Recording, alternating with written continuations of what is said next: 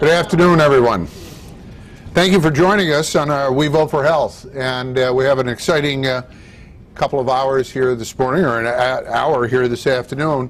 We want to welcome our colleagues here in the pharma boardroom, but also, most importantly, our colleagues from around the country who are watching this via webcast at our member companies. We have a very important election coming up in just less than 3 weeks now. So it's getting close. And as everyone in our industry knows, there's probably no other endeavor that is more dependent on government and government decisions than the pharmaceutical industry, and how we are able to discover, develop, and bring to patients innovative biopharmaceuticals that can treat their conditions, their diseases, and bring them the kinds of treatments and cures that they are looking for. Usually, we always focus on national elections, but this year we have both national elections in the Congress, third of the Senate, all of the House. We've got a number of state elections and a number of municipalities that are voting for everything from county commissioners through state legislators to governors to members of the House and members of the United States Senate. All of those levels have an effect on our industry, as we have seen and continue to see year in and year out. So the question on all of our mind is, what's going to happen? And we've got two great prognosticators, observers, opinion leaders on what is going to happen and why it's going to happen, who are joining us this afternoon. Alex Castellanos, no relation, and Mark Shields.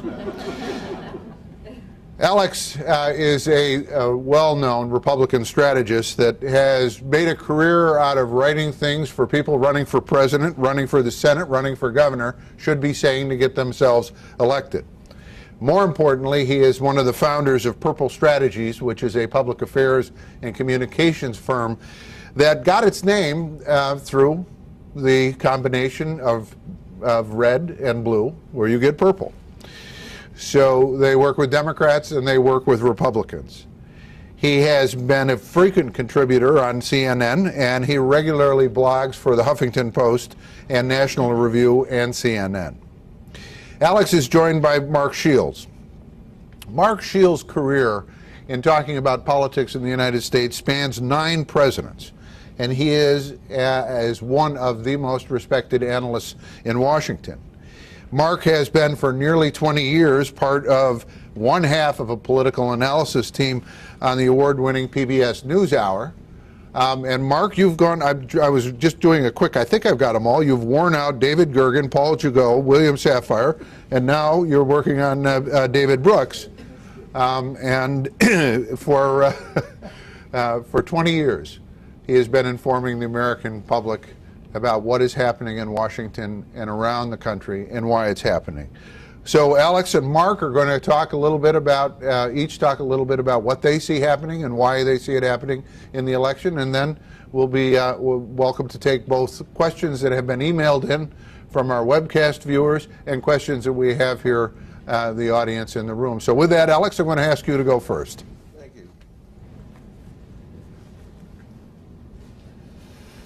The industry most dependent on Washington. Boy, are you guys screwed. Treat to be here. Thank you, cousin, Castellani and Mark.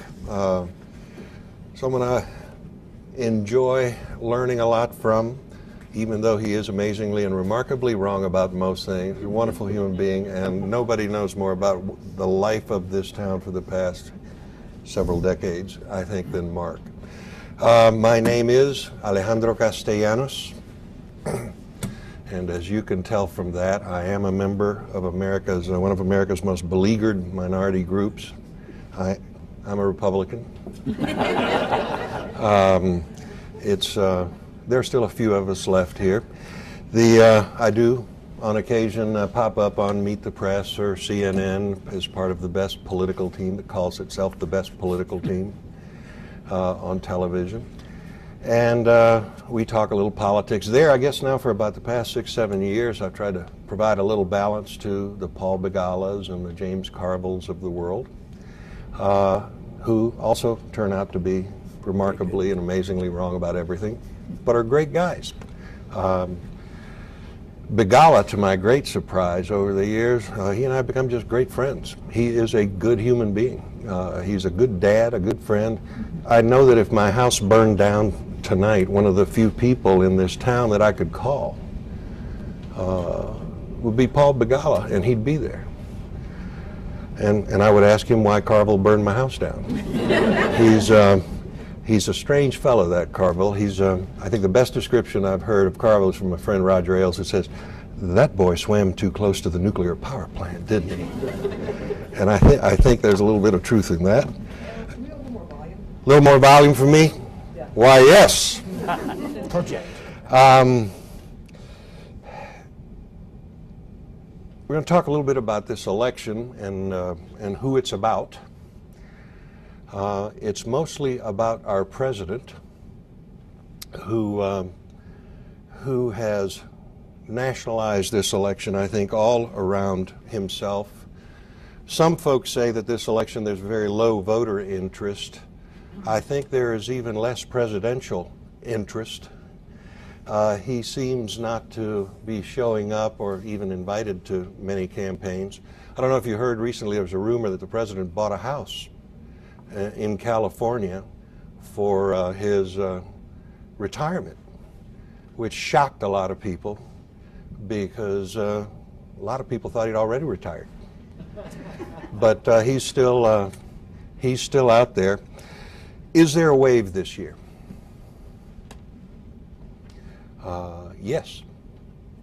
There is a wave this year. There is a tremendous demand for change. America is scared and it is uncertain. Airplanes are falling out of the sky. Putin strides the earth. The Middle East is on fire. Ebola is coming, to a theater near you.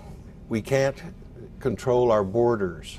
But other than that, life seems to be going okay.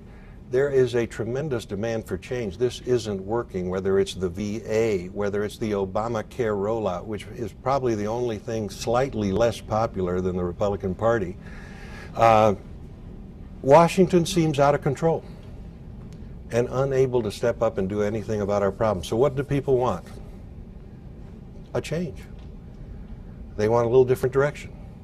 It's as if folks are trapped in a room with the President of the United States and his party, and things are just not going well. Americans want to get out of that room. But the only door out of that room leads to a room full of lepers. And that's the Republican Party. So that's why this election seems to be kind of deadlocked. There's a wave, but there's a wall. And that wall is a Republican Party that people are not particularly proud to stand with in public. So what we've got this year is a bunch of pressure building up in the pressure cooker. And strange things could happen election night. That's really where we are. Why is it deadlocked like this? Anybody here ever driven a Jeep Cherokee? Jeep Cherokees had round headlights for 20 years. You know why? There's a guy named Clotaire Rapet, French researcher, came over here and he said, oh my God, these Americans are different people. Look at them. Huge country, vast network of roads. They're always going somewhere. These Americans are not about where they are. They're about where they're going. Americans aren't about who they are. They're about who they could be. Americans are always about what's next, looking over the horizon. We can do better than this. Give me the keys to that Jeep Cherokee. The headlights are round because the Cherokee was designed to be a horse. That was their concept for the Jeep Cherokee. This guy said the frontier is still in these people. Americans are about what's next. Right now we have no keys to the Jeep Cherokee. We have a Democratic Party that says, look, America's in decline, we're going to manage that. We're going to protect you with more government from Washington. We have a Republican Party that says, no, that's wrong, it'll accelerate decline. We don't have anybody saying, hey, We can do better. Here's a different direction. Here's a fresh start. Let me tell you where I would lead you. Interestingly enough, Obama did that when he ran for president. Hope and change, and yes, we can.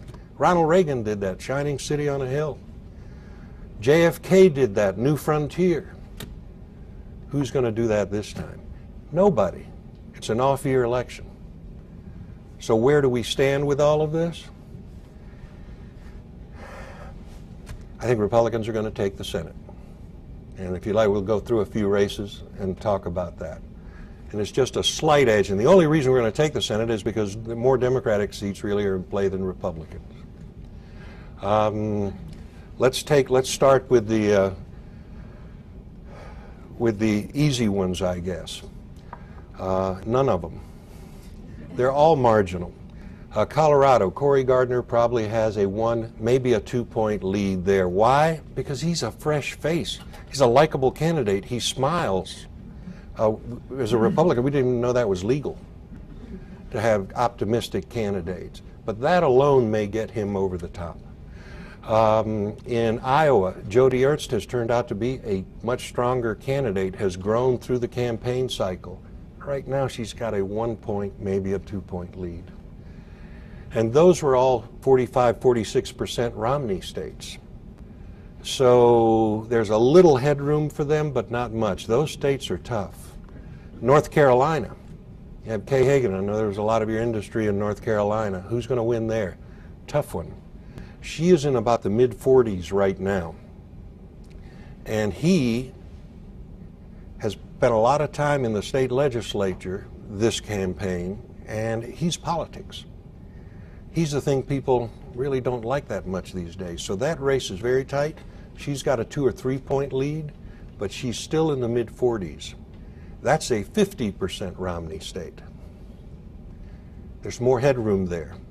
So if she doesn't get up into, I'd say, the higher to above the mid-40s, I think Kay Hagan could be in trouble. The Republican Party's just poured about $5 million into North Carolina. So that's when they think they can pick up.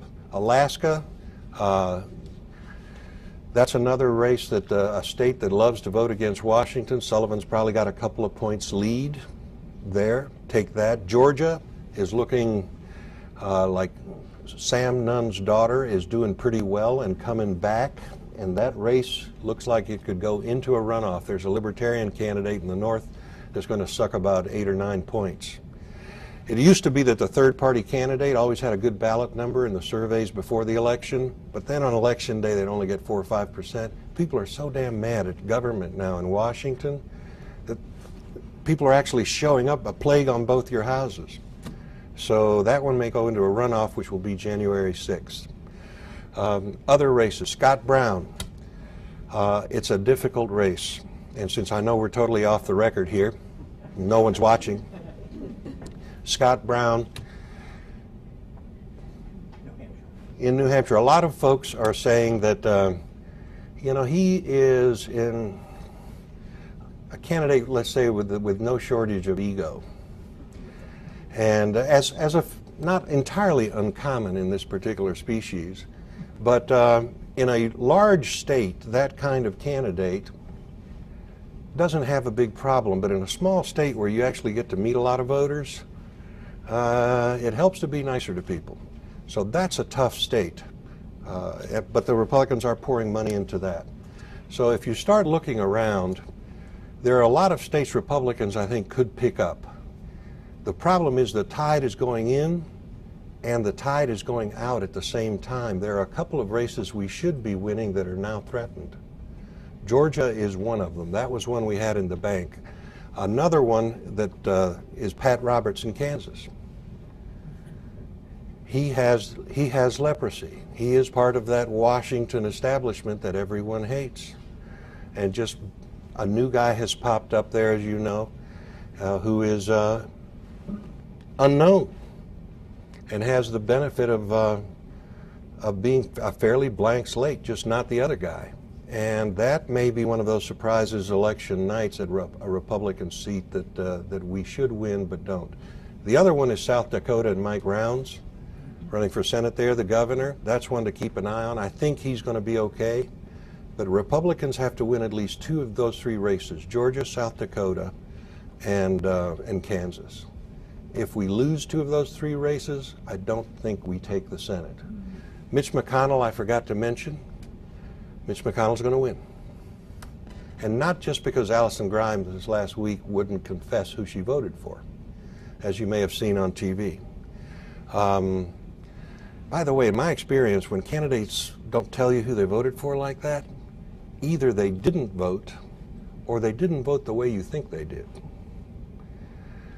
I don't know if she told someone somewhere that she actually was such a big Hillary supporter that she couldn't vote for Obama in the general, but there's something there.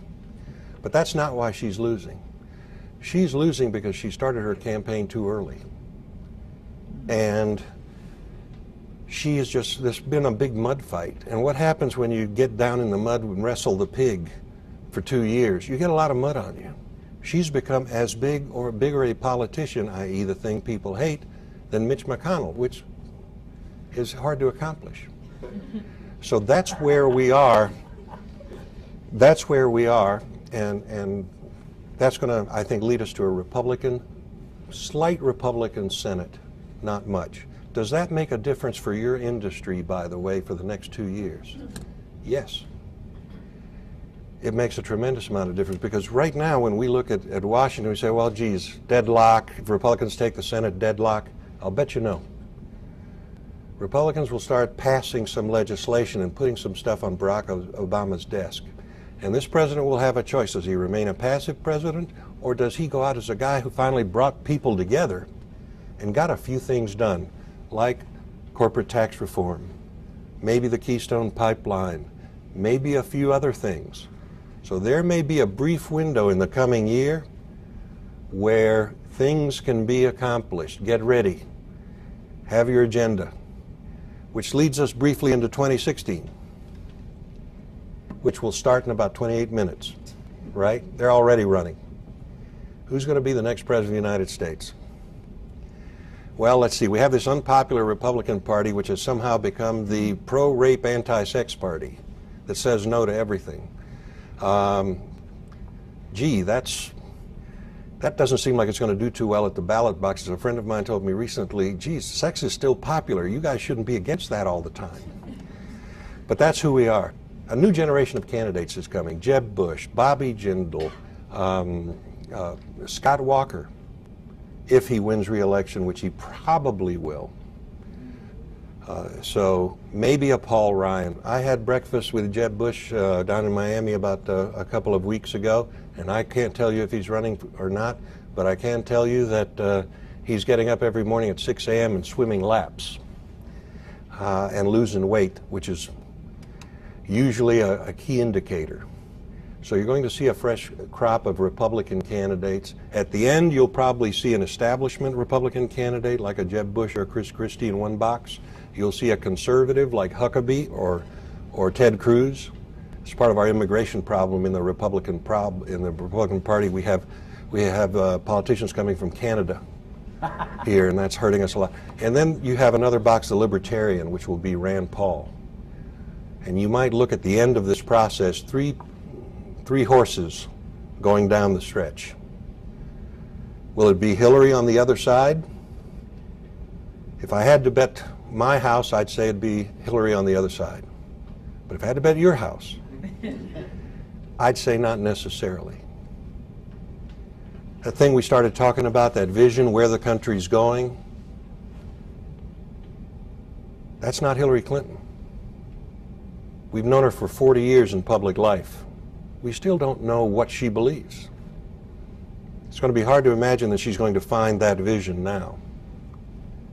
And the world has changed since her husband was president of the United States. The Democratic Party's moved left. This is not the era of big government party, is over party, the way it was with Bill Clinton. This is the era of big government is back party under Barack Obama. What does that mean? That means a party that is even more energized on the left by internet activism, as both parties are. Guess what? This party has moved away from Hillary Clinton. If she is ever exposed, that is, if she ever starts to crumble in a survey and trail a Republican, a generic Republican, one of these unfinished Republican candidates we have, there's going to be a movement in the Democratic Party to get back to its principles. So I think there's a good shot she may not be the nominee. But again, if it's my money, I'm going to bet that we're still going to, there's a good chance that Bill Clinton will be there because he wants to wander the White House alone, unsupervised.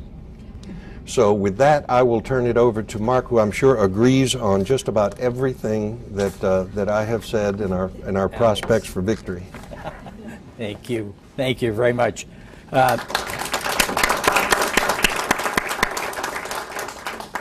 It's a thank you, John, for the introduction. It's a treat to be with you all. Alex is probably, you may not be aware of this, he's a great scholar of history, and quite thoughtful. In fact, we were discussing before we came out today how a single event can change the direction of the world, and speculating if in 1963, instead of President Kennedy having been assassinated, if instead Nikita Khrushchev, the leader of the Soviet Union, had been assassinated. And with that laser-like insight that I've come to expect from Alex, he said, Mark, there's one thing we can be absolutely sure of: if in 1963 Nikita Khrushchev had been assassinated and not John Kennedy. I said, what's that, Alex? He said, Aristotle Onassis would not have married Mrs. Khrushchev.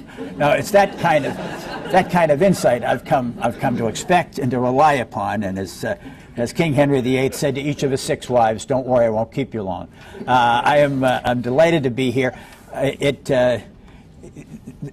the 3 most important elements in real estate are location, location, location, then the 3 most important elements in any midterm election, a non-presidential election, are turnout, turnout, turnout.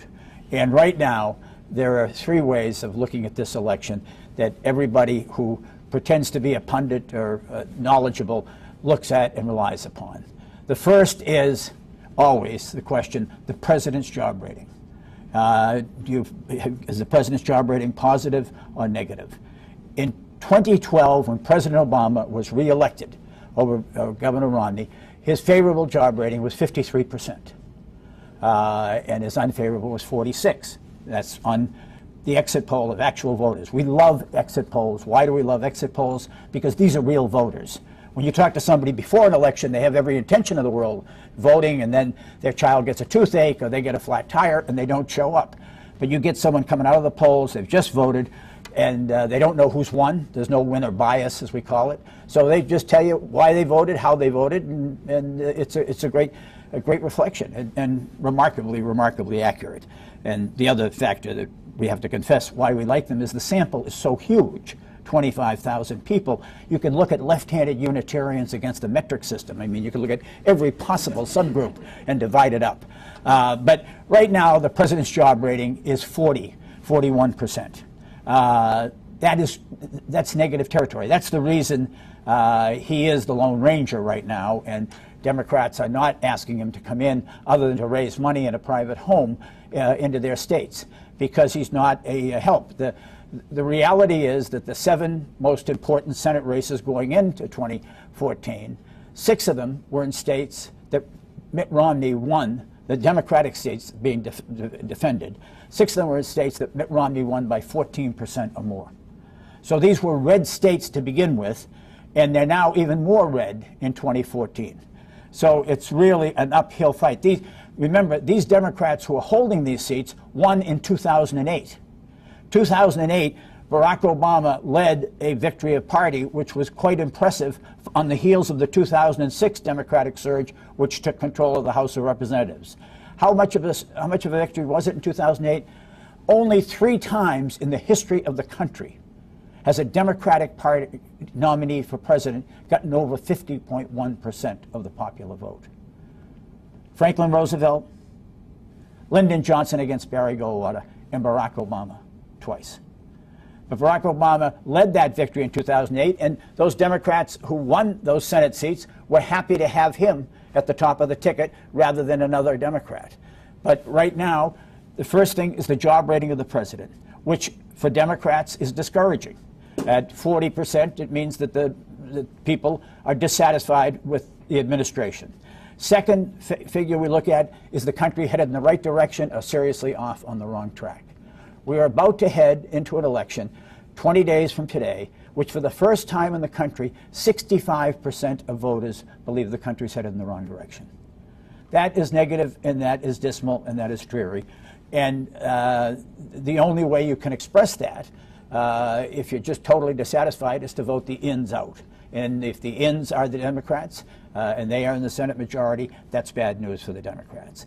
And the third factor is who has interest in this election among voters? Where is the enthusiasm? Where is the interest? Right now, as we meet here today, there is greater interest and enthusiasm in this election and voting among Republicans than there is among Democrats, particularly in this factor.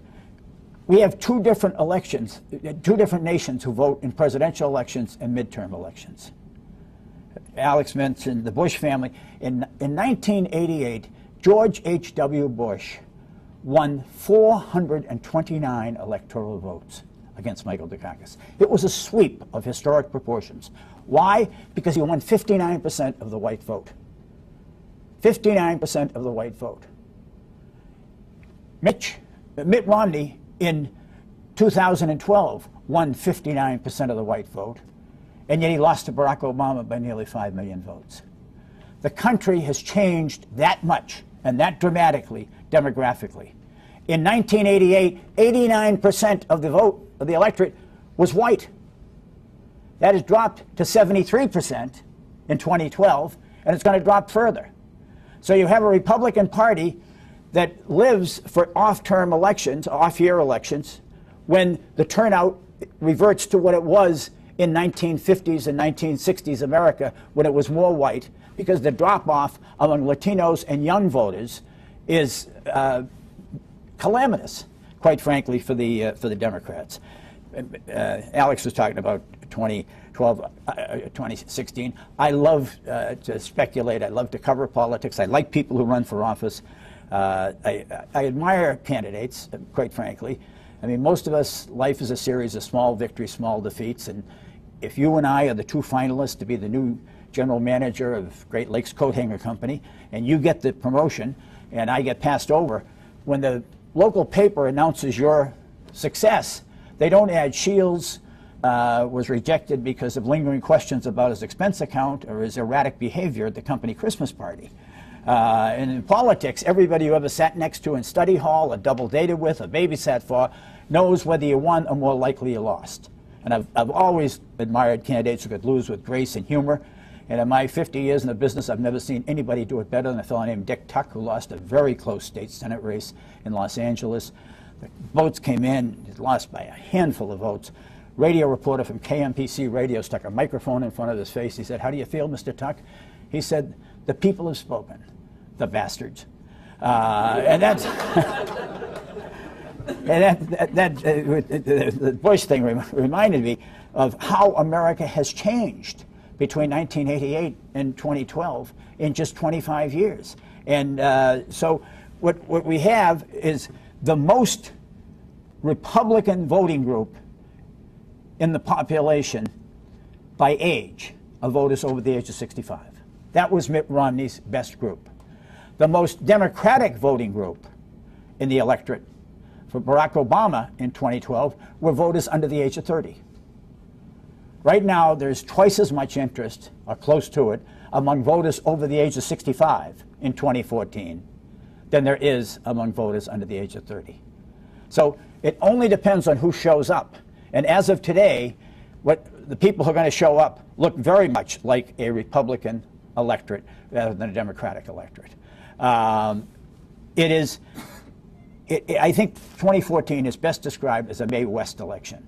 For everybody in the room who's too young to remember Mae West, she was the original blonde bombshell in Hollywood, a lady of sort of earthy utterances and rather graphic words. And once she issued a phrase, I think, that describes this election perfectly. She said, "When forced to choose between two evils, I like to pick the one I haven't tried before." And that's really what this election has come down to. Because there is, unlike 1994, which was a great Republican year, there was a contract with America. I mean, they laid out what they intended to do. It was going to have term limits and a balanced budget amendment, and the whole number of specific. Even in 2006, when the Democrats won back the House, they stood firmly against Iraq and bringing that war to an end. And they had 6 items, including raising the minimum wage. They had a little package that they offered. I defy anyone to tell me what this election is about other than beating the other guy. If you talk to a Democrat about any Senate race, are we going to beat Mitch McConnell, is what they ask. If you talk to a Republican, you know, they go, are we going to beat Mark Udall? I mean, it isn't what we're going to win, it's our beating the other guy. And if you win an election that way, you wake up the next day, and even if you've had your mosquito bites scratched and satisfied briefly because the other side has lost, there really is no agreement about where we go as a country from there. And that, quite frankly, concerns me as I look at this election, because it's going to be a negative result. And somebody said, well, gee, will he exercise his veto, or will he get along with the Congress? I will tell you this, there will be more vetoes in 2015 than there are in the Columbus Day Parade. I mean, it's that simple and that straightforward. It is. I thought that was not a bad line, John. Huh? I thought it out of respect to our host. But it is quite bluntly an election that is been characterized by essentially negative advertising on both sides. It is not what we are going to do, but it's what my opponent has done or might do to the country. There's not a sense of what we can do as a people, or where, as Alex put it so well, I mean, where we're going to go next. That quite bluntly is missing. So it is a right direction, wrong track. I'd have to say it points toward the Republicans. The Republicans are fighting, the Democrats are fighting on Republican territory. There's only one Republican defending a Senate seat in a state that Barack Obama carried. That's Susan Collins in Maine, who couldn't win if she got caught double parking outside a house of ill repute. I mean, it's just, you know, she's going to win, and she's going to win handily. But when you're fighting, right now, Barack Obama's favorable job rating among white voters in Louisiana is 15%. Well, that's tough if you're Mary Landrieu and you're trying to win re-election. Now, the wild card, and Alex touched on this, is that states that we did not, because the electorate is so out of sorts and so angry and dyspeptic, there are wild cards in this election. And I mean, South Dakota certainly is a wild card. We thought that Mike Rounds was going to, the Republican governor, was going to win, cruise to re-election. The Democrats were not enthusiastic about Rick Whelan, their candidate, who was a former staffer, an entirely decent guy, but just didn't seem to catch on, wasn't able to raise money. And then Larry Pressler, who had been a 3-term United States senator from South Dakota, entered as an independent third-party candidate with no money, and it's in the mix. Now, why is South Dakota interesting? Because in politics, if there's 2 candidates, A and B, and A goes after B and attacks B, there's only two things that happen. Either B is hurt and A is helped, or it boomerangs on A and somehow he's hurt by it and B may be helped and attacked. But you get a 3-way race. When A goes after B, oftentimes C is the beneficiary. And if it gets into a demolition derby between the Democrats and the Republicans, then Larry Pressler, with no money as the independent bystander, but a brand name in South Dakota, could be the beneficiary. You can see what the Republican strategy is in Kansas. It's pretty obvious. They've got Greg Ullman, Ullman is the independent candidate. He's favored by the Democrats, supported. There's no Democratic nominee on the ballot, run against Pat Roberts. And Pat Roberts made a serious mistake. He doesn't have a residence in the state, which cost Dick Lugar the very respected Republican senator, former chairman of the Foreign Relations Committee from Indiana, cost him and may have cost him the nomination for re-election in Indiana and cost the Republicans a Senate seat in the process. But he said he was listed at a friend's home where he stayed when he went to Kansas. And Pat, having sort of an irrepressible sense of humor, said, "Yes, I have a Baca lounger right in that's my address." He lives in Alexandria, has lived in Alexandria, and after he won a rather difficult primary against a Tea Party candidate, his campaign spokesman, in no help to Pat, said, "Well, the race is over. Pat's tired. He's going home to rest now." And where's that? He's going to Alexandria. So if you're in Kansas, Alexandria isn't anywhere near Wichita or Topeka or Lawrence, and there's a certain sense of resentment that Pat is part of the anti-Washington backlash that people are feeling. As far as I would say right now, I think the Republicans I would agree with Alex, are on the cusp of winning the Senate in 2014. The wild cards remain the states of South Dakota and Kansas, and I'd say Iowa. Iowa, you really have two candidates who have stumbled, and I think the sleeper issue in Iowa could very well be that Jody Ernst, the Republican, who has been a surprise, I think a very happy surprise to most Republicans who are a little concerned about her going in. She's on record as saying that she wanted to make Social Security privatization optional. And I just point out, Iowa is the fourth oldest state in America. That's Social Security is sacrosanct. There aren't many people standing in Iowa who've won elections talking about privatizing Social Security, even in the abstract or hypothetically. As far as 2016 is concerned, I think what's going to happen for the Republicans, if they do win the Senate, is the worst possible thing. Remember after 2012, when Mitt Romney lost, the Republicans went through a soul searching. I mean, they had a party committee, and they was really very open and almost confessional about, we have to do better. We have to figure out how we're going to appeal to young voters, how we're going to appeal to minority voters, particularly Latino voters, and how we're going to reach out to women voters. Having done none of those things since the election of 2012, they then win in 2014, thus strengthening the hand of those in the party who said, we didn't need to change at all. There was no reason for us to change. And you go into 2016, and you try and win a presidential election that way, and it comes down to this. Having been active before I became a born-again virgin and a journalist, I was active in politics. And I can remember when a party loses an election, it goes through one of two reactions. It either becomes the shirts or the skins, is what I used to call them, and we could use that as terminology. The shirts say the reason we lost is we didn't modernize enough. We didn't moderate enough. We didn't move to the middle to appeal to the other side enough. But the skins say, no, the reason we lost is that we somehow diluted our basic message. We didn't stand for our core principles. The Democrats in 1968 lost just by an eyelash to Richard Nixon with Hubert Humphrey. So what was the position of Democrats after 1968? Damn it, we're going to stand for what we really believe. We're going to nominate somebody who stands unequivocally for the Democratic message. They nominated George McGovern, a wonderful man who carried one state.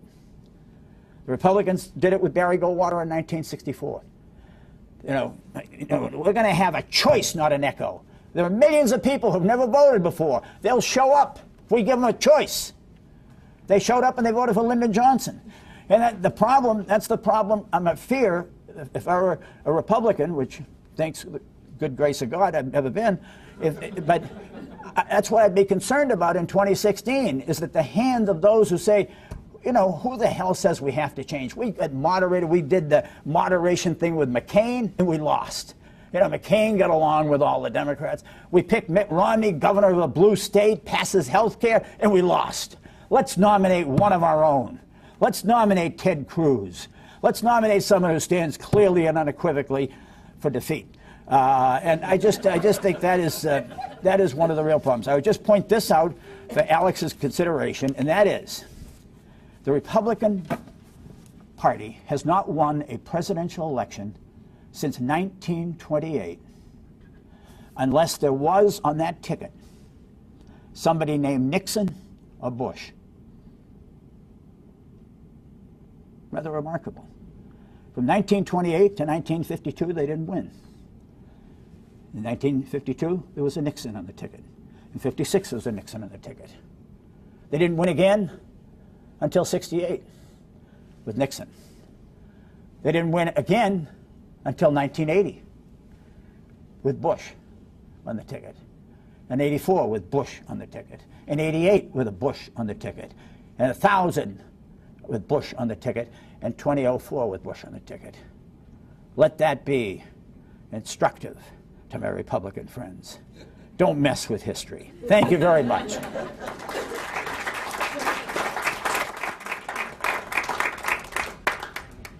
Mark, where are we going to find a Nixon? Yeah, that's right. Julie. There you go. But she married an Eisenhower. That's right. We've got a number of questions that have come in from our colleagues that are joining us on the webcast.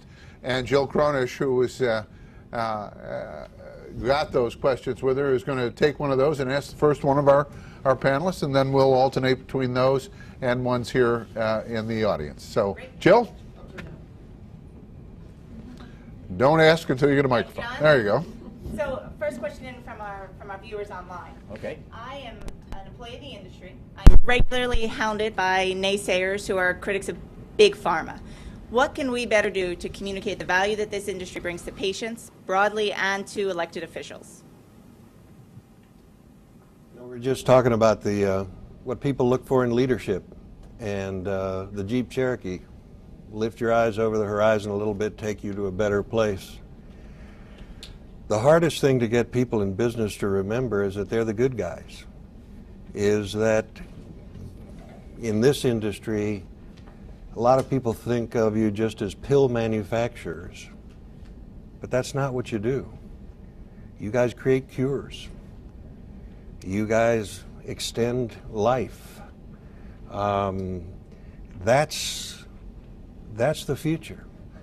That's a better story. That's something you can go out there and be proud of every single day. And by the way, that's not just creating cures that for someone who's going to get extinguished from the earth as if they'd never existed because of something like Alzheimer's. That's a cure for high health care cost. If you ask Americans if they'd rather have a choice between what's the best way to control health care costs? To limit the amount of health care they get, to ration it, to let others decide, or to create new treatments and cures? What do you think they pick? 80%? They pick what you do. And by the way, it's not just the family budget, it's the federal budget. The right treatment, the right cure. Alzheimer's is going to be $1 trillion time bomb for the federal government. Who are the heroic people on the front lines working to solve all of those things? And yes, they may start out hugely expensive at first, but guess what? At the end, beating disease is cheaper. So hold people's hands and walk them into the future a little bit and tell them there's a better place you're taking them to, where you're not only caring for people in a better way, you're curing real serious economic problems too. I would just add to the points Alex makes, which are good ones, that what has been the most successful movement politically we've seen in the last generation, and it's same-sex marriage movement. And I would follow their pattern. What did they begin with? They began with, do you know somebody who's gay? Do you know somebody who is? And they encourage people to have the courage to come out and to say it. And all of a sudden, your attitudes start to change when you have a friend or a neighbor or a relative who's gay, and all of the criticism becomes unfair and unprincipled. And I just think they personalized what became a national movement an incredibly successful national movement. And I just think what Alex said is it comes down to there isn't one among us who doesn't know a partner, a parent, a child, a sibling, a good friend whose life is being saved, is being improved because of the work of the people in this room and the people beyond this room, and with pride and with a sense of making a difference. I mean, in the final analysis, that's what all of us hope we do, and I think it's impossible to say that what you and your colleagues do and have done hasn't made and doesn't continue to make an enormous difference in real people's lives. So don't be defensive. Question from the room before we go back to our colleagues on the web. Oh, come on. Well, I've got Chuck. We can hear, or do we need the microphone? Yeah. We need the mic. Going back to the question mark you had asked on the ins and outs, that obviously most people see that impacting Democrats. You mentioned Kansas. How could that cut against, or could it cut against Senator Roberts in his reelection bid to the extent he's an incumbent? Could what cut against? The dynamic you described of people wanting the ins to be out. Oh, yeah. No, I just think that, that Kansas becomes a problem, because Pat Roberts had a tough primary where the divisions within the party. It's a very divided Republican Party right now. Sam Brownback, the Republican governor, is in a fight for his life. I mean, if you understand this, there has not been a Democrat elected to the United States Senate, that is a non-Republican, from Kansas since 1932. Now, 1932 was a rather watershed election in the United States. Franklin Roosevelt was elected and started a 16-year span of Democratic control of the White House. And in 1932, half the gross domestic product of the country had disappeared from 1929 to 1932. So for a Democrat or a non-Republican to win a Senate seat in Kansas, it takes deep divisions in the Republican Party, which are present and were there in the primary and continue to be in the scene when you've got Republicans like Nancy Kassenbaum not supporting Pat Roberts and endorsing the Democratic candidate, or people very close to her endorsing the Democratic candidate for governor. And Pat, whatever else he's been, he was a staffer. He's been in Washington for 40 years. He's been here longer than the Redskins, if I can use that word. So I think that sense of, what is the next 6 years? What is the mission, the message for the future for Pat? How's it going to be different? And I think, to the degree that the change impulse and surge is there, I think Pat could very well be the victim of it. Now, they're spending millions right now to accuse the guy of sticking bamboo shoots under the fingernails of widows and orphans, and doing all sorts of terrible things, of tearing the tag off the mattress in violation of federal law, not using the positive spots. Yeah, those are positive spots, exactly. So I mean, in a small state with no money and a cheap TV buy, that may be effective. But let's use the politically correct name for the football team here. It's now the Washington Elizabeth Warrens. I thought it was last place in the NFC East. Yeah, that's right. That too. We thought we had 2 quarterbacks, right? Now it turns out 0. Before we go back to our colleagues on the web, neither of you talked about the House of Representatives. Prediction? Republicans will probably pick up 6, maybe a few more seats. There just isn't any room after 2010, and when Republicans picked up 60 seats, there's just not that much room left. But if there were room, Republicans would do pretty well, I think, this year. But that's kind of landlocked. Mark? Like the broken clock, which is right twice a day. Alex is right. No, no, he is. I think he's right, and I think you can see right now the Democrats are playing defense. They're trying to hold on to seats and hold off. I mean, they had hoped to be able to, and there'll be some Republicans beaten. Don't get me wrong, but I think the net game will be a small edge, single-digit single-digit edge to Republicans. Off-year elections are brake-pedal elections. President Obama is the accelerator, and America wants to tap the brakes. You see a lot of ads against Democrats this year about Obamacare.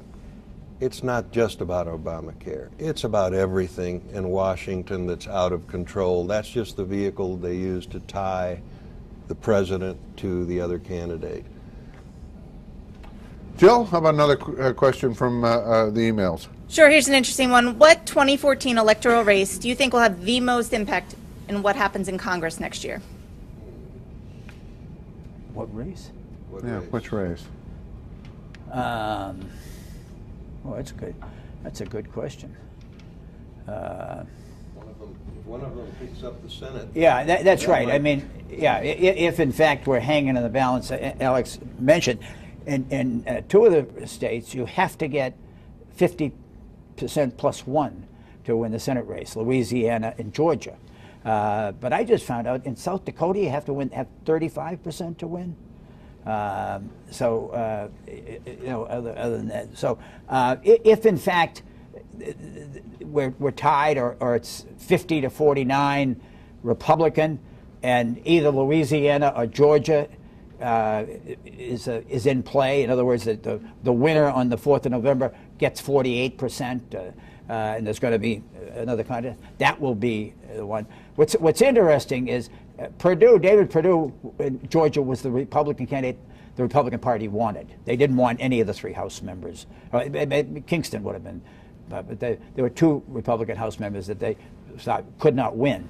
And what's hurting him, what's cut into him, this is interesting because Bill McInturff, the Republican pollster, points this out, is his outsourcing when he was CEO and closing down Pillowtex company in North Carolina, and they're recycling exactly what they did against Romney in 2012. The single most effective spot in 2012, and I think Alex would agree with this, was the guy who stood up and said, they called us in and told us to build a stage. And we built a stage, and then 3 days later, they came in and said, your jobs are all gone. And that was because Mitt Romney bought the company. And that was what, in the final analysis, stuck on the Romney negative, that he didn't understand what you were going through and couldn't.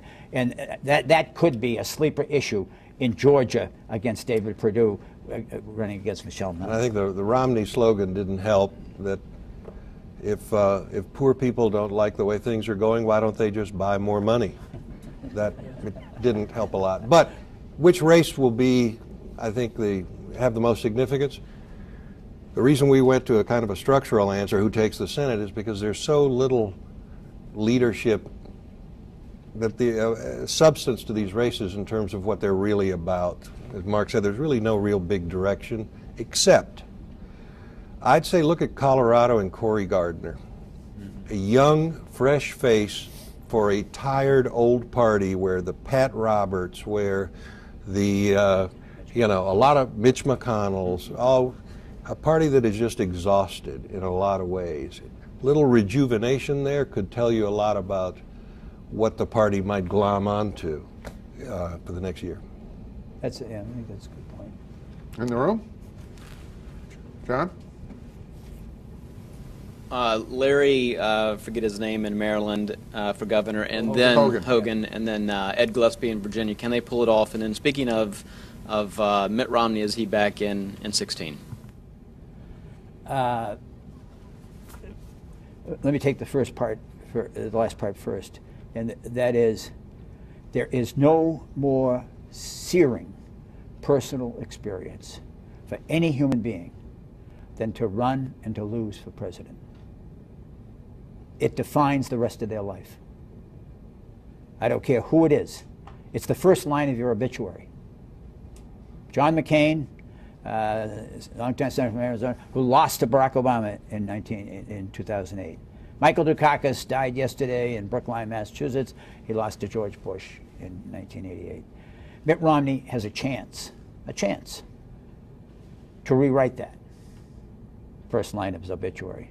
He's leading poll in New Hampshire. He leads the entire field by 5-1 over who's second. In Iowa, it's 4-1 over who's second. Now, that's name recognition. That's somebody who's been through it. But also you see polls that show now he would beat Barack Obama if the election were held today. That's pretty heady stuff when you think about whether I'm going to run again. Mrs. Romney went on the record yesterday rather unequivocally and categorically. And I was never a big booster of Romney's. I will say this about Romney. He has a sense of humor, which they kept under wraps for some reason.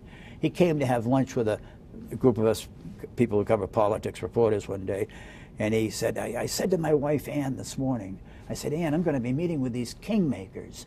Did you ever think in your wildest, did you ever dream in your wildest dreams that I'd be meeting with these powerful people who can shape public opinion?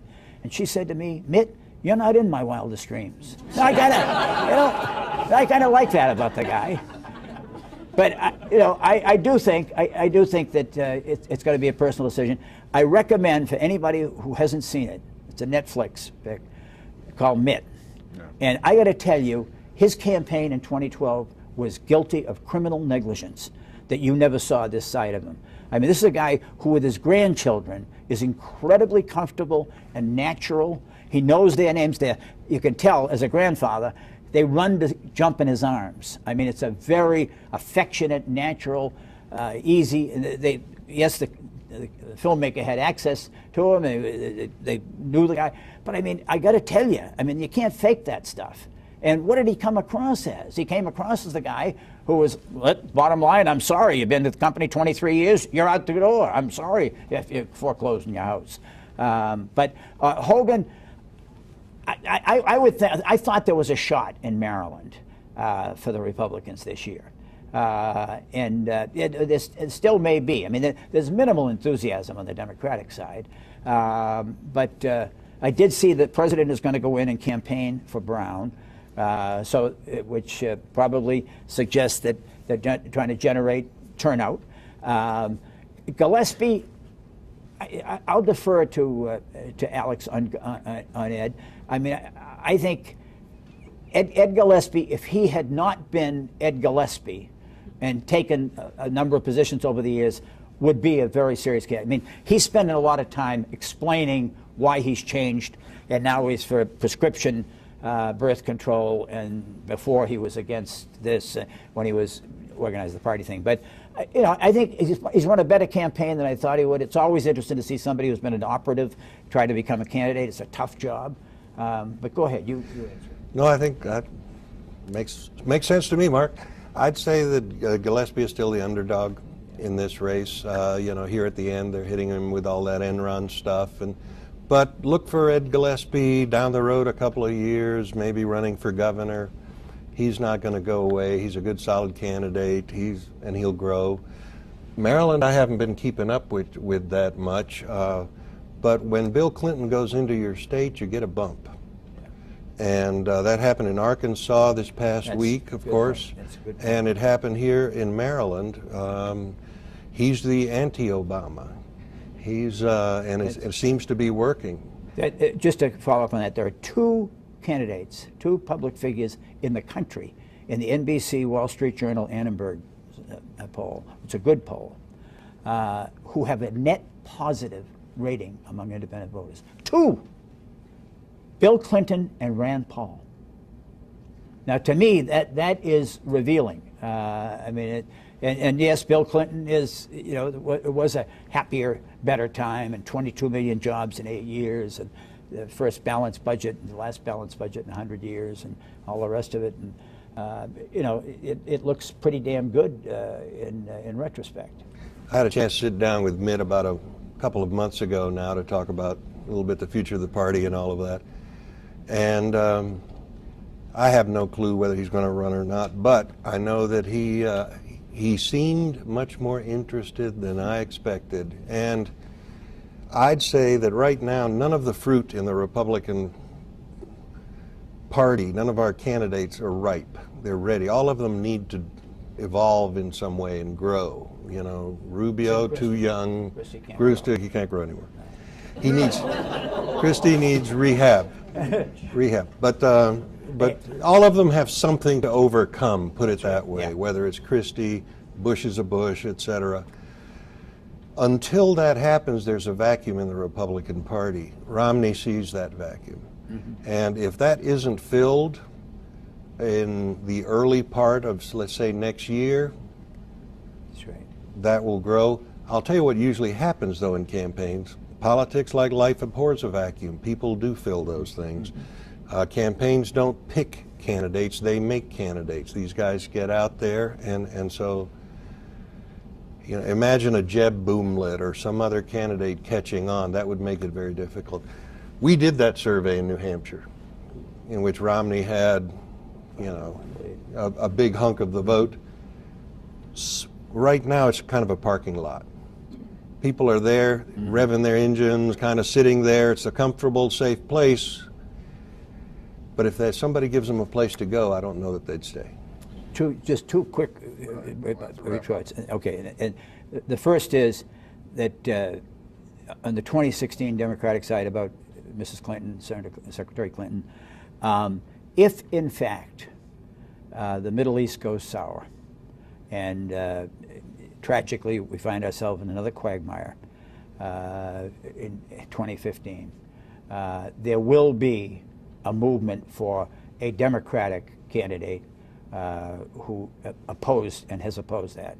And right now, long shot, dark horse, I want to be the one candidate who meets that test is Jim Webb, the former senator from Virginia. I mean, who's bulletproof on any swift voting. I mean, as the winner of the Navy Cross and 2 Silver Stars and 2 Purple Hearts. You know, I mean, an authentic hero, but who has warned against our going into Iraq in the first place in the Post before we did it, that this isn't a decision to remove Saddam Hussein. This is a decision to occupy the Middle East for the next 30 years. And when we occupied Japan, our 50,000 American service members became friends. And if we occupy the Middle East, our 50,000 American soldiers will become targets of terrorists. I mean, it's just, you know, so I think that. As far as Chris Christie is concerned, I root for him because those of us with a weight problem have a soft spot for him. I mean, everybody who runs for president has a 28-inch waist, and they all run marathons and look like John and everything. So somebody said, how can you tell when you got a weight problem? I'll tell you how you can tell you got a weight problem. If you're sitting in the bathtub and the water level in the toilet bowl starts to go up, you got a weight problem. That's it. All right. On that note, Mark, Alex, thank you very much. For our colleagues here in the room and for our colleagues around the country, Democrat or Republican, local or national, this is an important election. We know you'll do your part. Get out there and vote and talk to your friends. And thank you for joining us this afternoon. Jill, thank you for all the hard work. Thank you.